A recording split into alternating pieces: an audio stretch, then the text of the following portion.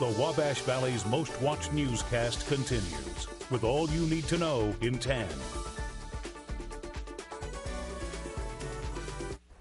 This morning, Vigo County has joined the list of other Wabash Valley communities banning the sale of products like K2 or Spice.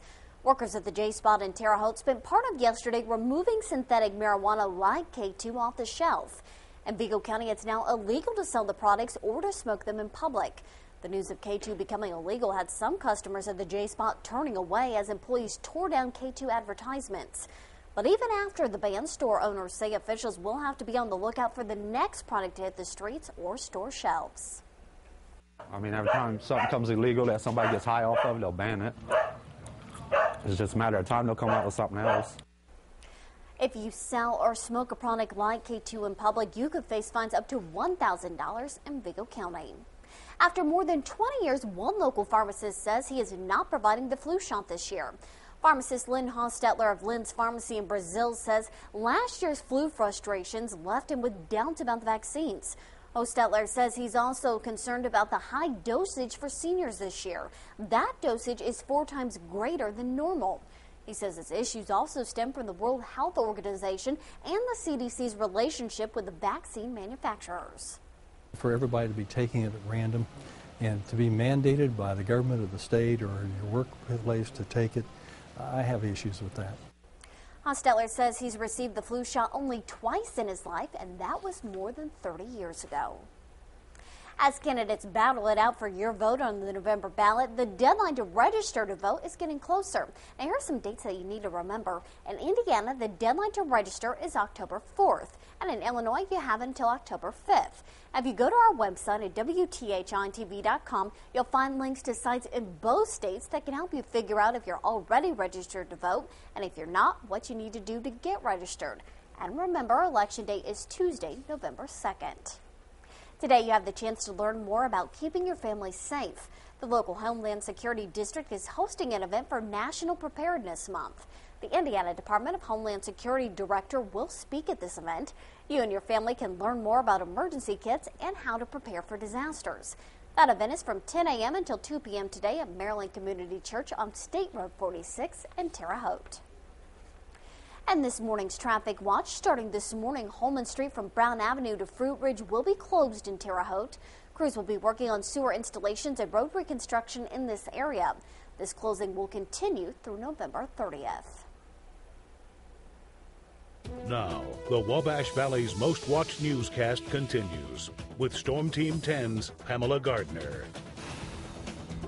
Good morning, everyone. We're tracking rain chances for late tonight, after midnight, and for your day tomorrow. Today, you're good to go. We're starting off with temperatures in the upper 50s, humidity making it feel just a little bit warmer.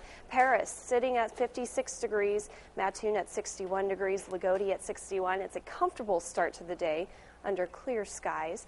On Storm Team 10 Fury with the triple scan radar, no showers popping up there. All day today we're going to be nice and dry, mostly sunny skies throughout the morning and afternoon hours. 74 degrees by lunchtime. At 5 o'clock we'll hit our daytime high of 88 degrees. It's going to be a very warm day with a mix of clouds and sunshine. More clouds as we get into the late evening hours. We stay away from that rain. Abby? A woman is in jail this morning in connection with a bomb incident in Vincennes. Around 6:30 last night, Vincennes police were called to the JCPenney store about a shoplifter. The shoplifter was identified as 34-year-old Jerry Rodriguez. After police escorted Rodriguez off the property, officers searched her vehicle. Inside, police found marijuana, meth, syringes, and a metal cylinder that appeared to be a pipe bomb. The surrounding areas, including stores at the Vincennes Plaza, were immediately evacuated. The bomb squad detonated that device, and thankfully there were no injuries or property damage. Rodriguez faces charges including possession of marijuana, possession of meth, and possession of a device that appears to be an explosive. A former police officer is in jail this morning. Daviess County, Indiana deputies arrested 36-year-old Harley Dean Hegmeyer for disorderly conduct, criminal mischief, and manufacturing meth. Hegmeyer is a former Washington City police officer. Authorities say Hegmeyer made an unauthorized entrance into an elementary school, prompting a school lockdown. Police found and arrested Hegmeyer at a nearby church. Police say they later searched his property and found evidence of a meth lab. Hegmeyer remains in the Daviess County jail without bond. And this morning's Economy Watch 10, almost 40 people in the Wabash Valley will lose their jobs after Tangent Rail announces it's closing. The company, located on Purrington Road just north of I-70 in Terre Haute, plans to shut down by the end of the year. Tangent Rail treats railroad ties with coal tar creosote. Now that's a substance that preserves the wood. Since April, Tangent Rail has been owned by Stella Jones. Stella Jones owns 19 plants in the U.S. and Canada, including another one in southern Indiana. A company spokesman says since the Terre Haute plant duplicates what other plants can do, it was time to shut this one down because of the economy. Downturn is one of the major drivers. Our market for railroad ties has dropped significantly, as with all other markets within the U.S., and what we find ourselves is an overcapacity at all our plants.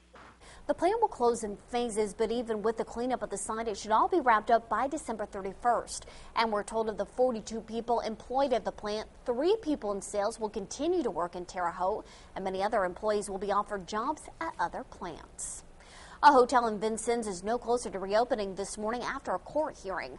Last month, officials from Vincennes and the state of Indiana poured over the Vincennes Executive Inn, trying to determine if the hotel had made enough improvements to reopen. The results of those findings were reported to a judge who has ruled that for now the hotel will remain closed.